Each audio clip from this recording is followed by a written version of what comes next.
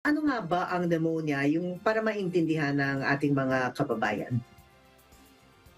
Yes po, Miss Jackie, 'no. So, basically po ang pneumonia po or pulmonya 'no, na mas, kilala din natin 'no, isa itong impeksyon sa ating baga, sa ating lower respiratory tract infection. So, minsan po ang baga natin nagkakaroon ng fluid o kaya ng nana or pus na nagiging sanhi po 'no ng pag-ubo, hirap sa paghinga, lagnat at maging yung, chills po 'no. So, kaya yun po yung mga common symptoms na nararamdaman ng isang tao 'pag siya ay nagka-pulmonya. So iba-iba po ang nagiging sanhi ng ating pulmonya 'no. Puwede po itong bacteria, puwede rin po itong virus tulad ng influenza at ng COVID, puwede rin po itong fungi. So iba-iba rin po 'no yung, pagpapakita ng mga sintomas 'no. Puwedeng mild, puwede ring life-threatening yung mga nararamdaman na sintomas at mga signs ng isang taong may pulmonya.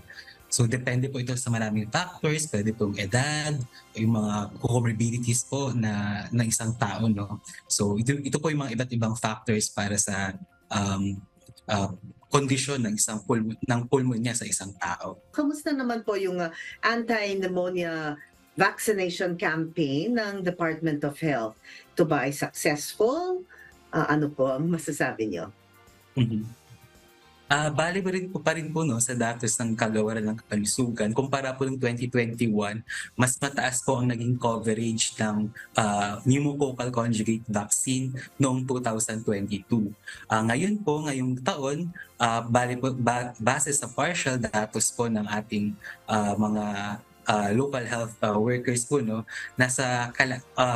around 55% po ang mga nakakumpleto ng, pneumococcal vaccine among children po. So patuloy pa rin naman po nating tinatanggap ang mga datos 'no para po mas kumpleto at mas makita natin ang kabuuan ngayong taon po. Pero po yun nga, tulad ng sabi ko kanina, yung last year po comparing to 2021, mas tumaas po ng more than 10% ang coverage natin.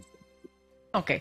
Miss Jackie, can we focus this particular issue about the vaccination ng pneumonia vaccine? Doc, ito ay para sa bata at sa nakatatanda. Doc, again, can you clarify this? You made mention about the the the, the health center. Para sa kabatiran natin mga kababayan, kapag ang isang bata gusto magpaturok, anong tawag doon sa vaccination na yon? At doon sa mga nakatatanda, pwede rin bang magpaturok? Because you know, kung ikaw ay Miss Jackie, magpapaturok ka ng anong tawag dito, Doc?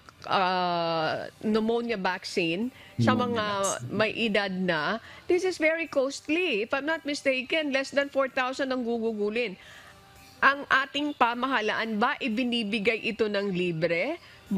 Para doon sa bata at saka po doon sa mga nakatatanda? Doc Tejano, pakisagot nga po yan. Thank you po.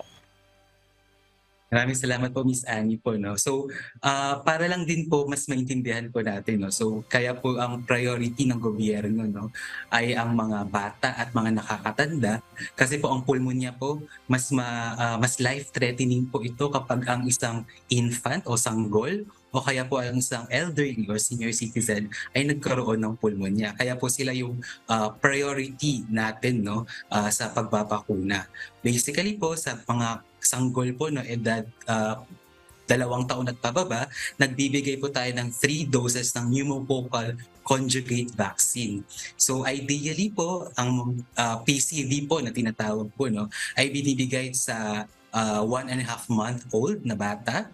Then after 4 weeks po no, sa 10 linggo ng buhay ng isang sanggol, binibigyan natin ng second dose. At yung last dose po niya ay sa 14 na linggo ng pagkabuhay niya.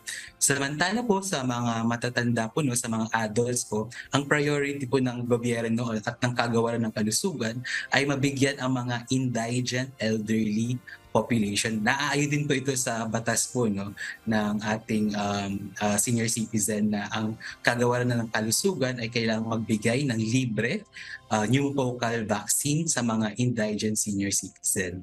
So Okay. usually ang binibigay po natin ngayon sa mga adults po ay 1 dose po.